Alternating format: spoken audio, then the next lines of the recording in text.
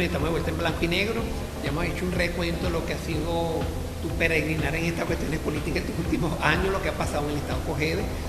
A uno lamentablemente, uno como periodista le toca siempre colocar las dos caras de la moneda, ¿no? Para que la gente saque sus propias conclusiones, porque si no dice que fui opositor, y yo digo que tú lo que estudias te ven y te aplauden y dicen, bueno, este es opositor, igual que cuando los chavistas, ¿no?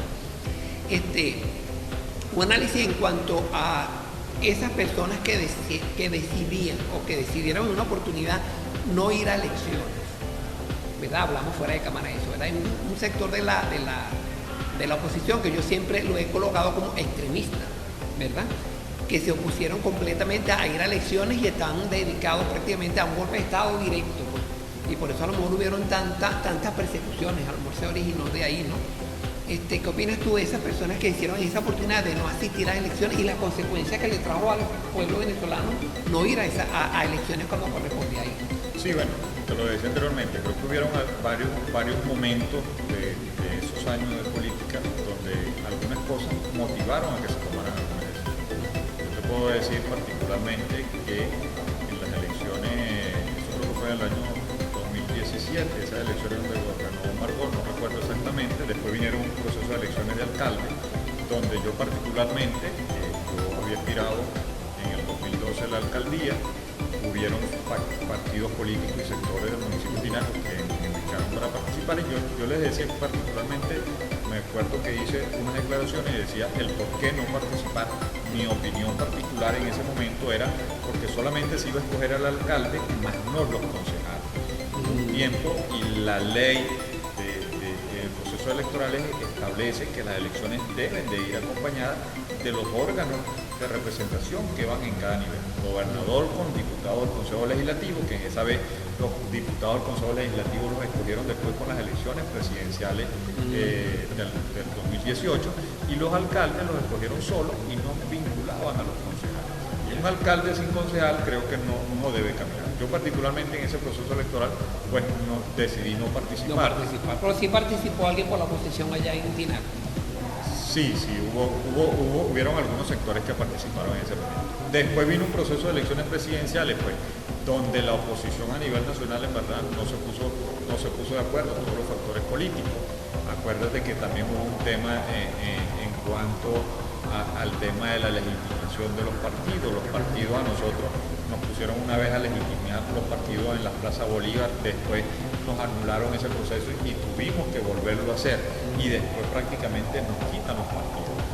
Y bueno, quizás la oposición a nivel nacional o hubieron algunas opciones para buscar otras formas de salida que quizás pues no fueron las mejores, ¿no?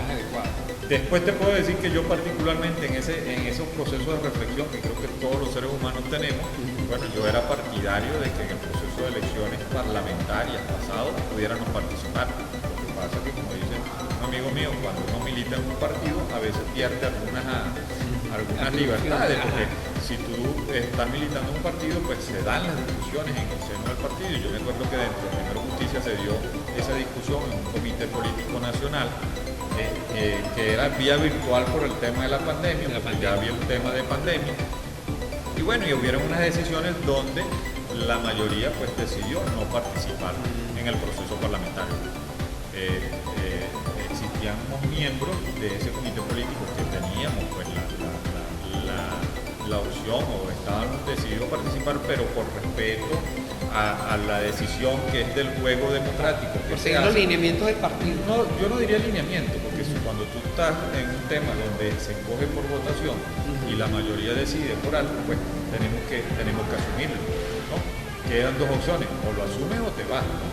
o renuncia y pasa a otra organización política. Particularmente pues tuvimos muchos que nos quedamos y asumimos la decisión de no participar, a pesar de que creíamos. Están en contra de eso. Creo, querían participar. Creo que sí.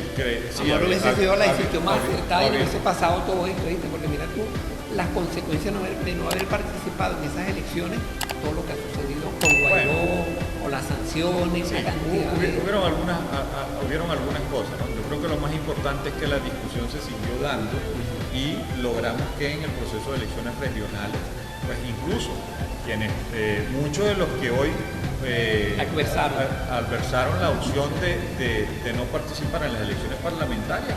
Hoy quizás ocupan cargos de elecciones populares.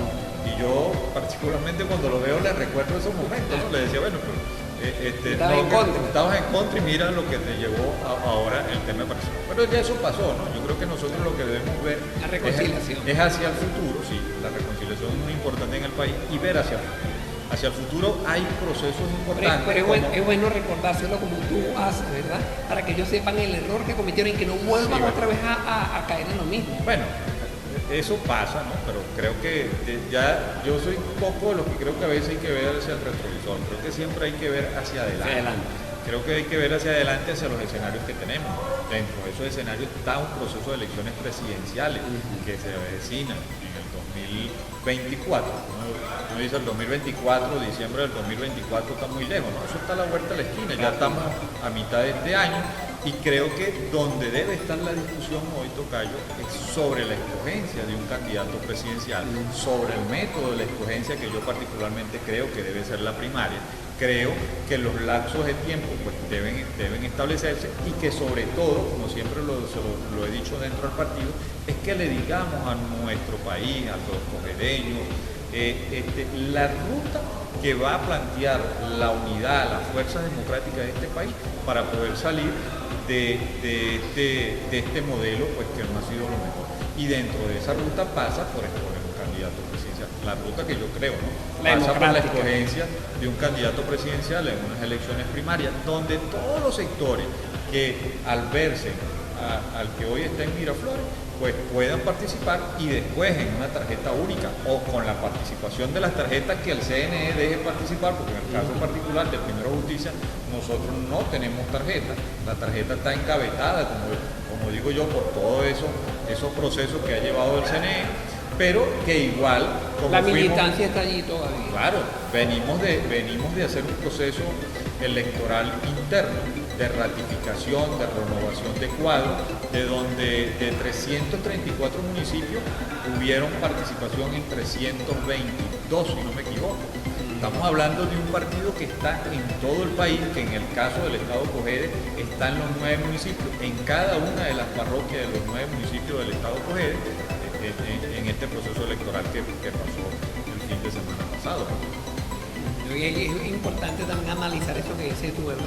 Para participar en las próximas fiestas democráticas el 24 de diciembre, donde todos los partidos están de acuerdo en hacerlo democráticamente y desechar lo que ha sido la violencia, ¿no? Que vimos el daño que le ha hecho al país, ¿no? Y que esas personas que están en la dirección de esos partidos no decidan después cambiar el rumbo de esas elecciones y que dejen de ser democráticos, porque al ir a primaria ya están demostrando que es un partido realmente democrático, ¿verdad? Que eso es lo que hay que recalcar cada vez, igual que los militantes de ese partido, también con los militantes del PSUV, donde las elecciones tienen que ser de un partido que se llama demócrata, y entonces nombra de gobernadora a una persona. Sí, bueno, yo creo que los avances de la democracia en el 2012 se dio aquí las primeras primarias para escoger de la historia contemporánea, pudiéramos decir. Para ese momento, donde escogimos un candidato presidencial, donde se escogió candidato a gobernador y se escogieron los candidatos alcaldes para ese momento. Creo que ese escenario debería repetirse, ¿no? Para las elecciones, para los procesos que vengan. Sí, si viene un proceso presidencial, lo escojamos el candidato en un proceso de elecciones internas o primarias.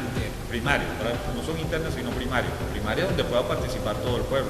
Si vienen elecciones parlamentarias a la Asamblea Nacional, por dar un ejemplo, pues que podamos la fuerza democrática escoger nuestros representantes en elecciones primarias. Y si vienen elecciones regionales o municipales, igualmente que sea la vía. ¿Por qué? Porque eso permite incluso mayor compromiso de la dirigencia política de estar en contacto con las comunidades y de poder organizar y poder llevar y que todo, que por ejemplo mi tocayo Pedro Marcano, si está en el municipio de San Carlos, pues ya hay una elección primaria, independientemente de su posición política, usted puede escoger dentro de una gama y dice, bueno, yo no milito en ningún partido, pero a mí me parece que dentro de esa fuerza, fulano de tal es la persona más indicada. Y porque particularmente. ¿ustedes trabajan en la primaria, votan todos así dentro o no dentro? En las primarias que se han hecho dentro de la Fuerza Democrática. Por ejemplo, en el 2012, cuando se escogió a Enrique Capriles, candidato presidencial, fueron unas principales abiertas, votaban todos los que estaban en el REC. Después hubo un escenario de primaria para las elecciones parlamentarias, si mal no recuerdo, del 2015, en el que el Estado Cogede escogimos nuestros candidatos a diputados por circuito, los escogimos en un proceso primario y los que participaron fueron todos los que estaban inscritos en el REC en las circunscripciones que les correspondían. ¿Quién escogió a Alberto Galíndez? ¿Cómo fue el proceso para elegir a Alberto Galíndez gobernador del Estado? Bueno, en este último proceso se llevaron por acuerdo. Acuérdate que fue esa gran discusión de que había de que se participaba o no se participaba. Los tiempos fueron muy cortos y no permitieron que se hicieran primarias. O las primarias, que te voy a hablar yo en particular. Yo en el caso del municipio de Tinaco fui uno de los que planteé de que se hicieran primarias para escoger el gobernador. No, hablábamos en ese caso el candidato a alcalde porque habían habían diversas candidaturas y cada quien pues quería, y creo que la mejor forma era esa, ¿no? Lamentablemente no se pudo hacer porque era un tema de que se plantearon temas económicos, se plantearon temas políticos, se plantearon temas sociales, temas de tiempo, de limitación de tiempo, y entonces se procedió a un proceso de acuerdos y negociaciones. Bueno, y eso pasó por la escogencia de Alberto Galíndez, por la escogencia de los 9 candidatos a alcalde que llevaba la trayectoria de la unidad, y la escogencia de los candidatos a diputados y la escogencia de los candidatos a concejales. Eso creo que se repitió en todo el país. Creo que en este proceso pasado no hubieron elecciones primarias, fue por ese tiempo. Pero si nosotros en un proceso normal, establecido, que ya sabemos cuándo van a ser los cronogramas que va a tener el CNE, creo que lo lógico es que se pasen por proceso de elección. Claro, entonces eso es lo que pasó aquí en Cogede, es cuestión de análisis, ¿verdad? O sea, en cuanto a la elección democrática real de la persona que representa los poderes aquí en San Carlos, tenemos que estar claros nosotros de cualquiera de los dos bandos de las tendencias políticas del país, porque digo que oposición unida, si funciona unida, ¿no? Es una oposición seria, ¿verdad? Que funciona. Y la gente del PSUV, unido democráticamente, eligen esa persona, pero que la elija el pueblo. Porque eso es lo, como tú dices, mayor compromiso y que es democracia verdadera, democracia verdadera. Vamos a comercial y ya regresamos con más de Blanco y Negro.